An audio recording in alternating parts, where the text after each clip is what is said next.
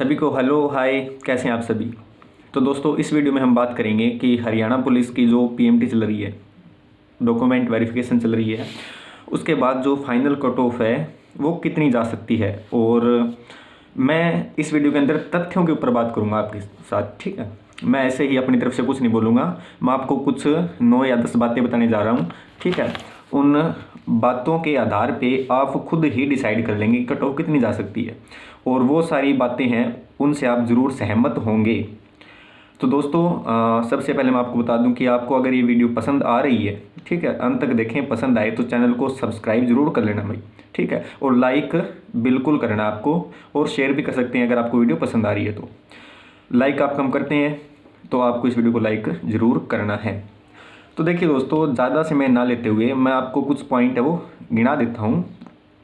उन पॉइंटों के हिसाब से आप अपने आप ही बता देंगे कट ऑफ कितनी जा सकती है।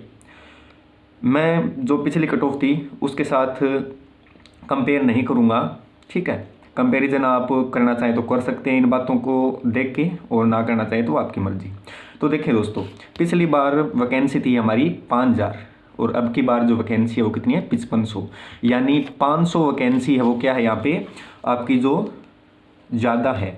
और 500 वैकेंसी है वो कट ऑफ को 1.5 या 2 नंबर नीचे ला सकती हैं, ये बात आपको पता है, ठीक है। उसके बाद सेकंड जो पॉइंट हमारा वो है पेपर का लेवल। आप सभी से छुपा हुआ नहीं है कि जो पेपर का लेवल था वो क्या था, सभी को पता है। मैं इस लेवल के बारे में नहीं बताऊंगा, पेपर के लेवल के बारे में, ठीक है। उसके बाद पीएमटी में जो कैंडिडेट क्वालिफाई हुए हैं, मतलब डॉक्यूमेंट्स जो चेक कराएंगे यानी डॉक्यूमेंटेशन में जाएंगे, वो बंदे आपके होंगे 21 से 22,000, ठीक है।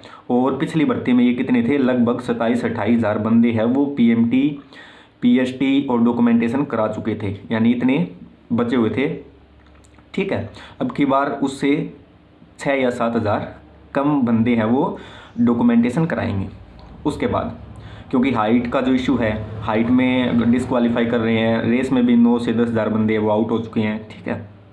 उसके बाद एक्स्ट्रा नंबर, देखिए दोस्तों, पिछली जो भर्ती हुई थी 2019 में हुई थी, उसके बाद कलर की लग चुकी, डी ग्रुप में भी बच्चे लग चुके, ठीक है। और इन सभी को मिला लें तो 30 से 35,000 वैकेंसी बाद में भरी गई हैं पिछली भर्ती के बाद में।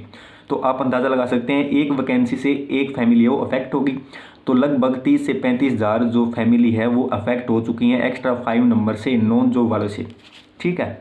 तो यानी जो ये 20-21,000 बंदे होंगे वो 30 से 35,000 फैमिली से भी, फैमिली जो मैंने बताई है उनमें से भी होंगे, ठीक है। ज़्यादा नहीं तो 5-7,000 फैमिली आप लगा लीजिए, ठीक है, या इससे कम आप लगा सकते हैं। तो 5 नंबर जो नॉन जॉब वाले हैं वो ज़्यादा कैंडिडेट को नहीं मिलेंगे, ठीक है। आप मान सकते हैं ज़्यादा से ज़्यादा जो 5 नंबर है नॉन जॉब वाले वो 10 से 15,000 कैंडिडेट को मिलेंगे, बाकी जो 6-7,000 बंदे हैं उनको नहीं मिलेंगे ये। उसके बाद ग्रेजुएशन और पीजी के नंबर की मैं बात करूं, ठीक है। तो पिछली बार क्या था कि डॉक्यूमेंटेशन के टाइम में अगर आपके पास ग्रेजुएशन थी तो वो मान ली गई थी, पीजी थी तो वो मान ली गई थी, लेकिन अब की बार ऐसा बिल्कुल भी नहीं है। स्पष्ट वहाँ पे बता दिया गया था, क्योंकि मैं भी डॉक्यूमेंटेशन करवा के आया हूँ, तो वहाँ पे स्पष्ट बता दिया गया था कि अगर आपकी जो ग्रेजुएशन और पोस्ट ग्रेजुएशन 25 फरवरी 2021 के बाद की डेट है उसके ऊपर, डीएमसी के ऊपर, मार्कशीट के ऊपर, तो आपकी मान्य नहीं होंगी। तो बहुत सारे बंदे +2 लेवल पे ही यहाँ पे रह जाएंगे, ठीक है, क्योंकि वो नहीं दे रहे नंबर अब की बार, पिछली बार दे रहे थे। तो ये पॉइंट भी आप ज़रूर नोट कीजिएगा। उसके बाद अदर स्टेट के जो कैंडिडेट हैं वो अब की बार ज़्यादा है पिछली बार से, रीज़न आपको पता है, हरियाणा जी के नहीं आई, ठीक है।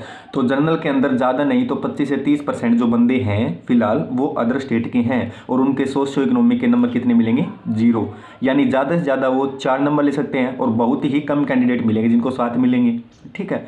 यानी आप लगा सकते हैं कि जो अदर स्टेट के कैंडिडेट हैं वो 0 से 4 नंबर के बीच में सिमट जाएंगे एक्स्ट्रा नंबर में। उसके बाद टॉपर बच्चे हैं वो पीएमटी और पीएसटी में बाहर हुए हैं। मेरी खुद की लाइब्रेरी में 2 कैंडिडेट के 68 या 70 मार्क्स थे 1 तारीख को सुबह, लेकिन वो दोनों पीएसटी क्वालिफाई नहीं कर पाए, ठीक है। तो आप अंदाज़ा लगा सकते हैं कि टॉपर बच्चे हैं वो बाहर हुए हैं। उसके बाद फर्जी नंबर वाले जो फर्जी नंबर है वो नहीं मिलेंगे। अगर आप ध्यान रखें तो जो पिछली भर्ती हुई थी 2019 में, उसमें 500 जो कांस्टेबल उनकी लिस्ट आई हुई है, ठीक है, जिन्होंने फर्जी नंबर लिए थे। 5,000 में से 500 फर्जी लगे थे, ठीक है। और बहुत सारे लोगों ने फर्जी नंबर लिए थे 5 नंबर नॉन जॉब वाले, लेकिन अब की बार ऐसा बिल्कुल भी नहीं है, सख्ताई है, अच्छे तरीके से सर्टिफिकेट है वो तहसीलदार से मंगवाया जा रहा है। तो ये जो 5 नंबर फर्जी है वो नहीं ले पाएंगे बहुत सारे कैंडिडेट, ठीक है। उसके बाद फर्जी कैंडिडेट पकड़े जा रहे हैं, दूसरी जगह अपनी जगह दूसरों को दौड़ लगवाई है वो पकड़े गए, जो सीटर हैं वो पकड़े जा रहे हैं, लेकिन पिछली भर्ती में ऐसा नहीं हुआ था, सीटर नहीं पकड़े गए थे। तो ये मैंने 9 या 10 आपको पॉइंट गिना दिए हैं। अब इन पॉइंटों के बाद आप अपने आप खुद अंदाज़ा लगा सकते हैं कि आपकी कट ऑफ कितनी जाएगी, ठीक है। ज़्यादा तो बिल्कुल नहीं जाने वाली, कम ही जाएगी, ठीक है। तो ये जो सारी चीज़ें मैंने आपको बताई है, 9-10 पॉइंट आपको बताए हैं, इनके हिसाब से कट ऑफ लो रहने वाली है। तो दोस्तों मैं आपको मेरे हिसाब से बता देता हूँ कि कट ऑफ कितनी जा सकती है, ठीक है। मैं 31 तारीख वालों की बताऊँगा, 1 और 2 वालों की, ठीक है।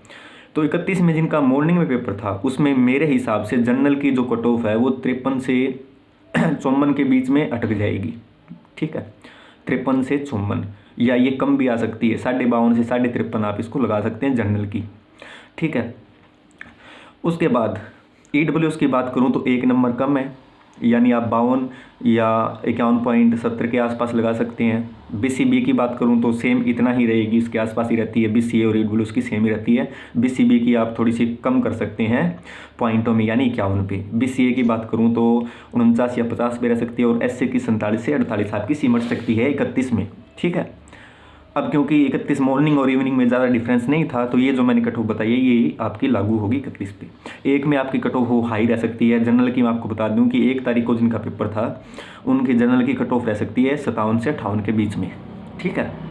ये भाई मैं मेरे हिसाब से बता रहा हूँ, इसके अंदर ये जो कट ऑफ है वो वेरी कर सकती है, और अगर आप इस बात से सहमत हैं या नहीं भी हैं वो मुझे नहीं पता, ये मैं मेरे हिसाब से बता रहा हूँ। मैंने कमांडो की कट ऑफ बताई थी, ठीक है, आप जाके देख सकते हैं, वो बिल्कुल सटीक बैठी है, बिल्कुल सटीक बैठी है वो कट ऑफ, तो आप उस हिसाब से मेरे ऊपर भरोसा कर सकते हैं, ठीक है। अभी वीडियो है वो चैनल के ऊपर आप देख सकते हैं। तो 1 नवंबर वालों की जो कट ऑफ है वो जनरल की यहाँ पे 56.5 या 57.5 के आसपास वेरी करेगी, ठीक है। EWS की आप 1 नंबर कम कर सकते हैं। BCB की अगर मैं बताऊं तो 55 के आसपास रहेगी, और BCA की अगर मैं बात करूं तो उससे 2 नंबर कम, यानी आप 52.5 या 53 के आसपास, और SC की 50 या 51 के आसपास आपको कट ऑफ मिलेगी 1 तारीख में। और सेम टू सेम अगर मैं बात करूँ 2 तारीख वालों की, तो यहाँ पर 2 तारीख की जो कट ऑफ है वो 56 से 57 रह सकती है, ठीक है, जनरल की। EWS की बात करूं तो 55 से 56 रह सकती है। BCB की बात करूं तो 54 के आसपास वो रह सकती है। BCA की बात करूं तो ये है आपकी 51 से 51.5 के बीच रह सकती है, और SC की बात करूं तो आपकी 50 के आसपास रह सकती है। तो ये जो कट ऑफ मैंने आपको बताई है, ठीक है, हो सकता है कि इससे आप सहमत हों या हो सकता है सहमत ना भी हों, लेकिन मुझे लगता है कि ये कट ऑफ है वो इतनी ही जाएगी। क्यों जाएगी? क्योंकि मैंने आपको 9-10 पॉइंट बता दिए, ठीक है। उन पॉइंटों पे गौर करिए और फिर मेरी जो कट ऑफ है उसको देखिए, आप सहमत हो जाएंगे। तो दोस्तों इस वीडियो में इतना ही। ऐसी और वीडियोस देखने के लिए आप मेरे चैनल को सब्सक्राइब करें, वीडियो को लाइक करें और ज़्यादा से ज़्यादा शेयर करें, ताकि आपको नोटिफिकेशन है वो जल्दी मिल सके। मैं दुर्गा शक्ति की कट ऑफ आपको जल्दी ही बताऊंगा, पूरी ऑथेंटिक प्रूफ या कैलकुलेशन के साथ मैं आपके साथ कट ऑफ लेके वो हाजिर होऊंगा। तो यहाँ तक वीडियो देखने के लिए आप सभी का बहुत बहुत धन्यवाद। आशा करता हूँ कि आप बिल्कुल ठीक ठाक रहें। तो धन्यवाद।